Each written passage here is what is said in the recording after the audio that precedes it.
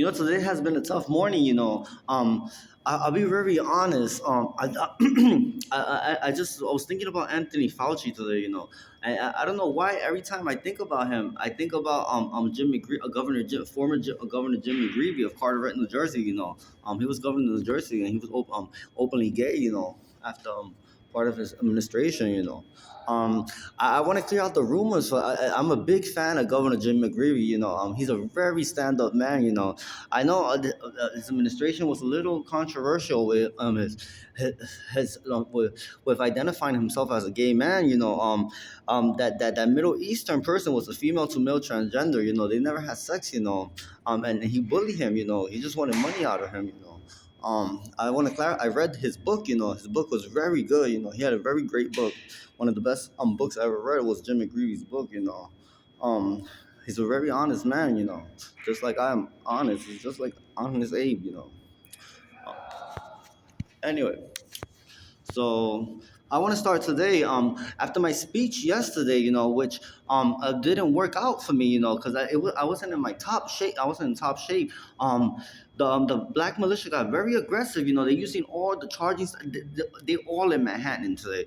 And they. I just want to talk to people that specialize in mammals, and see the near death of these mammals, and and do comparisons to these individuals, even the elephant and author, the manager of McDonald's. I need them to analyze all these mammals, because and then cougars and whatever, and leopards and chameleons, because it's very crazy. They still not getting the point. They're very offended still. Um, and it took me 3 hours to charge my phone today. The police officer, I tell you not to confront me. I went to go swipe, in the subway system today, and then I know what he was waiting for, because sometimes I do hop the train. I don't want to pay all the time. I pay a lot. I don't pay my credit card bill. Someone else does. And I'll be very honest, and then he went to charge at me, and I went to swipe. You're not gonna ban me from charging I paid $3 to charge my phone today. You ain't banning me. I come from a long ways too. And my bass ain't that good either. I know you was born in a little hut in Davis, Jamaica, but I suffer a lot too. I don't know how much you suffer, but you making me suffer too. And you're not a real NYPD officer with a baby bop. I'm an FLB. And I swiped in front of him. I told him to leave, because I'm entitled to be here, because all my credit cards and all my debit cards that I approve my transactions, I use my zip code at the Plaza Hotel, and my food stamps and my IRS and everything comes, and my Bank of America comes, and my banking comes to the Trump Towers. This is my zip code, and you're not taking me out of my zip code. I'll show you all the proof on my phone that this is my zip code, because everybody has entitlement issues. Anyway, so yesterday I wasn't active, but I thanked yesterday, and I still want to thank today me and my family. The Miles family from Arkansas, for the great gift of Shady Maple, the smorgasbord in Lancaster, Pennsylvania. It's the Amish country too. It's somewhere I love to go. It's one of the most peaceful places. And they're great people over there. This place, as I said in my past post, is a symbol of America. This is what I want America to symbolize in the future. What America should signify in the future is one of the most beautiful atmospheres. It has a great ambience and a great feng shui. It's a little fancy, but not that. It's comfortable. It's comfy. It's White House comfy. They did a great job in this, and they have many other locations in the United States, and we need to work with them and work with people who want to invest in America and use this as a prototype, because this is what every American should experience. This is not only a tourist attraction right now, because that's what people see it as, but you're comfortable there. People respect the grounds there. People respect everything. They don't steal. People respect each other. People respect each other's space. Even you even look forward to going to the bathroom when you enter the facility. The bathrooms are beautiful. I've never seen something so wallpaper. The facilities are beautiful. And that's how America should be. For all our residents, it's like I have a vision for America in the future. And America is awnings, a fabric of awnings and homes, and the window awnings and flags for holidays and American flags for federal observed holidays, and cleanliness. Cleanliness is one of the most important things in our nation, Um, I strive for cleanliness because cleanliness is one of the most important things. Our nation looks not much middle America and so suburbs and country, but the cities, inner cities, is dirty. It's dirty. It's gum and the things people throw garbage everywhere. It's the dirtiest. United States is considered one of the dirtiest nations, countries in the world. And I want to clean it up. I want everything to look like that, spick and span clean.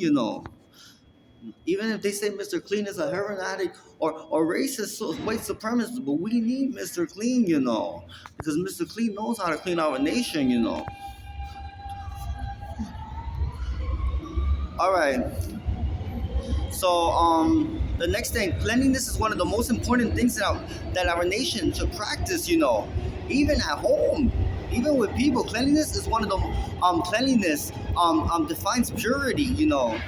And purity, and that our children and future generations will always see in America is purity, cleanliness defines purity, So I wanted to continue with former President George Bush Sr., when he said, "Read my lips for no new taxes," he meant that the poor cannot keep living off the rich. All they depend on is income tax returns. And income tax returns is a turnoff. It doesn't promise you a future. It's people who leave taxes out and about. And then they wait and they leave rent unpaid, foreclosed car payments, and then they pay it. And this is how they go on vacation once a year to Dominican Republic or to wherever they go. It was a big turnoff, but he had to repeat himself. Like I have to repeat myself today. He had to say, "Read my lips" again in a speech in April 7, 1990. I do not like broccoli, and I haven't liked it since I was a little kid. He does not like illegal immigrants in our nation. He meant that day. Nations that don't accept illegal immigrants at all, immigration that was Hungary, North Macedonia, Serbia, Croatia, Bosnia, Herzegovina, Montenegro, Latvia, Slovakia, Thailand, and Turkey, Bosnia, and Montenegro, Cuba, China, Venezuela, and nations that don't accept blacks is Russia, China, Austria, Germany, Italy, Serbia, and Finland. The ones that in Germany, I don't know how they get there. I don't know how they doing it because Germany doesn't accept blacks. In America, and then today, read my lips again. In America. Success is not overnight, nonetheless instant. In order to walk, we must crawl. In order to use the restroom, we must be trained. In order to become a lifesaver, a lifeguard, in a beach or pool, we must first learn how to swim before taking the plunge. For a successful plunge, we must learn a lot. Not only learn, but learn from our mistakes, tackle obstacle courses, sometimes suffer, sometimes struggle, and sometimes sacrifice in order to be successful in that plunge. Some of us take that plunge more than once. But to take that plunge more than once, you have the support of your family and your friends from our homes, our backyards in America. With the cost of trying to save the planet, we need to save our nation now. With the cost of trying to make our nation greener and more efficient, we need to make the pockets of our Americans greener and more efficient. With the efforts to save on energy, now more than ever, our Americans need a boost to succeed in America. We need to invest and make our nation and our natives stronger and more successful. Fighting to stop reproduction, we must reproduce more than ever in America. Not burdens that are not our responsibility, not thugs who control the children of this nation, not thieves that take from one another, not villains who don't believe in the American spirit, not gypsies who destroy our cultures, not atheists who make this nation a somber one. We must say no to the grotesque, we must say no to the spew, but most important, we must say no by turning off the lights of the pharaohs of the lighthouses of our coasts and shores. That's how we close our borders today to them. Our nation and our country only opens our borders that are our bridges and our tunnels and our highways and our nation for our people, the American people.